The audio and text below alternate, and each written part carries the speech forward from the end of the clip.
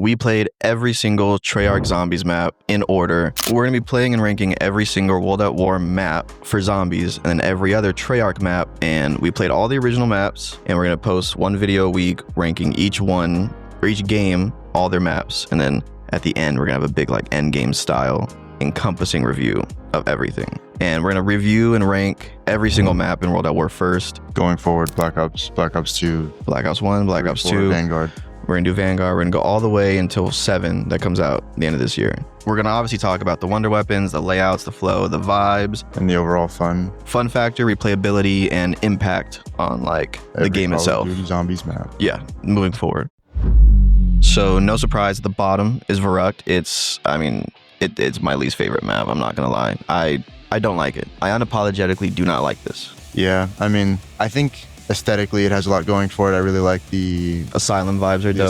Asylum vibes are cool. It's just not a fun map. It's too tight, pause, but it's very like, it's hard to have fun because they're like, Notch is a small map and it's fun. Yeah, they know how to make it fun, and they just left it out of that one. Verrückt is just that there's too much going on and also not enough going on. It's the first map with a power switch, so that's cool. And it's the first map with traps and perks. So there's a lot of firsts in it that I think make it really cool. If I had to actually play it, I would rather not. Yeah, I do think, you know, the inclusion in later versions make it a little bit better with like the Winter's Howl in Black Ops 1 and the Wonderwaff in Black Ops 3. But right, OG's not it. It's not it. It's missing for me. And there's also no new wonder weapon either. It just takes the ray gun from Nacht and brings it in. So no thunder gun either. Yeah, I would say it's probably the lowest like of any map for fun factor and replayability though. Yeah, not easy to train, not easy to do much. I mean, the traps, you know, I know a lot of people their strat is to just, you know, run back and forth and use the traps forever, but right. I'd rather play Dead Ops, to be honest with you.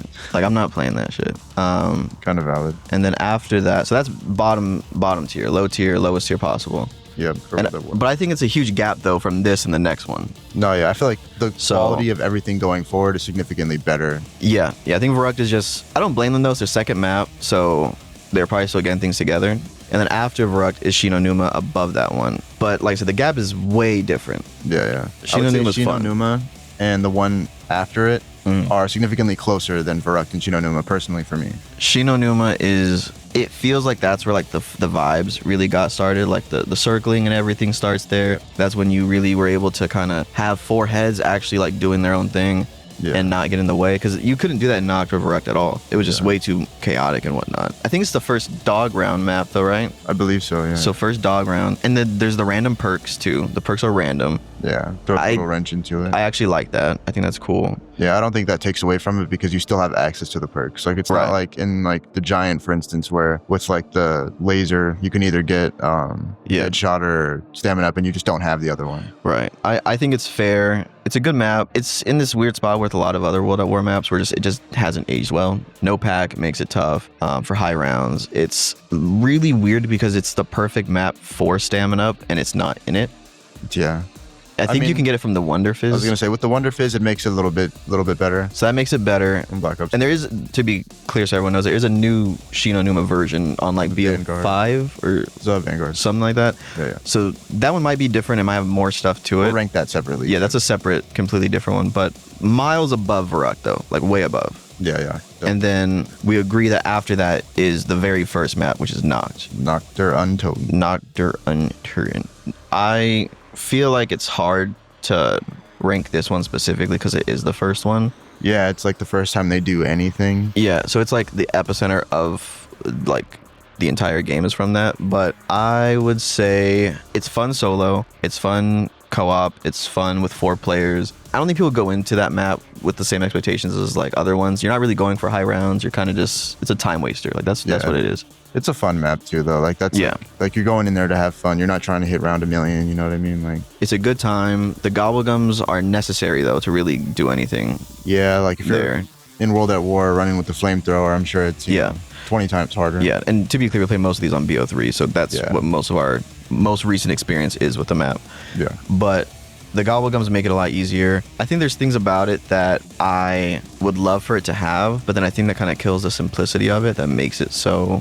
Yeah, like what it is. Yeah. It's so like baked into the core of what Nacht is. Yeah, it's not trying to do too much. It's it's humble beginnings. It's humble beginnings. Definitely. And I do like the bunker and like World War II vibes too. I feel like they, that's a good jumping off point for zombies in general, especially with that being like supposed to be like tied originally into like the campaign in some way. Yeah, that's when it was before, when it was just Nazi zombies, and then they changed it afterwards. Yeah, that's an easy second place. I mean, I think this list is probably the most like, how do you say, agreeable. I don't think there's that many people that are going to argue for Verrückt to be number one. Or it's going to be like that, like two people that are. There's going to be one dude named Verrückt. Kyle in the comments that's like, Verrückt is my favorite map. Love Verrückt. Never had a better experience than Verrückt. Verrückt is a top 10. And then obviously number one is Riese / the Giant. Yeah. Which is, I feel like, the first fully featured, fleshed out map.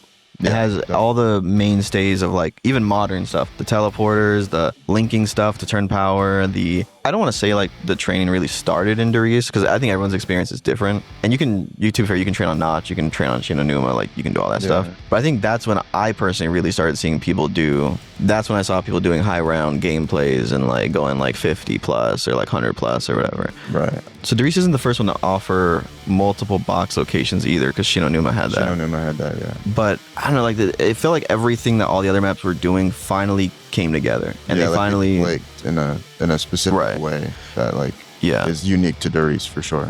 It's a great ending map for the game. It closes it out in the most like positive way possible. It's very much like the essential conclusion map, I feel like.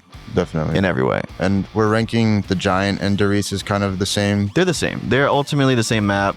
One's just more newer and updated, but their layout's the same. Yeah. And no one's going to actually go play while Zombies Chronicles exists, no one's going to go play on old hardware if they exactly. don't have to, so. Ideally, we're talking about the most modern way to play these maps, which would be BO3, Zombies Chronicles, or whatever. I feel like this is a pretty clear-cut list. I don't think there's anything that's anyone's going to argue about for these maps. Yeah, definitely. And I did want to mention, I don't remember if it was Black Ops 1 or World at War, where in Riese, the Wunderwaffe makes your jug like turn off. I can understand if that's like a point to where people wouldn't want to play it anymore or something like that. Right. But in the Giant, that doesn't happen. And, in the Giant, it feels like, a returning to like home with that, Well, I think that's also the big thing that we should definitely mention is there's a huge deciding thing throughout all this, which is the engine that the games are running on. Yeah. So the World at War engine, looking back now, is awful. Like it's completely unfair. You're losing almost always not because of you. The game is just very unfair. As the games have gone on, they've gotten more complex, but also more fair, I feel like, to the player. And so, if you compare original Riese to the most modern, like the Giant or whatever, it's just going to be a better experience because the engine's newer, the networking is newer. I would kind of argue that it kind of peaks with Black Ops 3 in my personal opinion, and they go a little too hard with it in stuff like Cold War. I think there's like definitely some merit to that. I mean, you start eventually running out of ideas and then start having to kind of just throw everything at the wall and see what sticks. Definitely. Which most things I feel like don't stick towards the later ones. But they also run into the issue of like, you can't not do it. You got to do it. Yeah. You can't just not do the zombie. You have to innovate in some way. So yeah.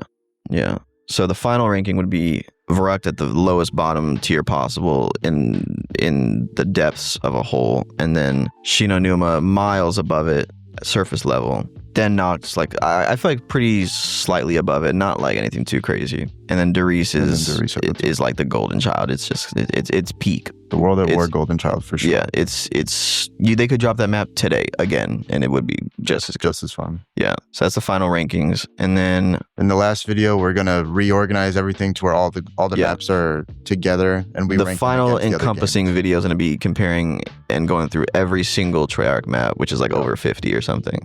And then the idea is that moving forward, hopefully, we can do a video a week that is basically going through each game as it goes on. And then eventually, hopefully by the time BO7 drops, we've caught up and we can kind of compare that to all the other ones that have come before and, go forward from there. Yep.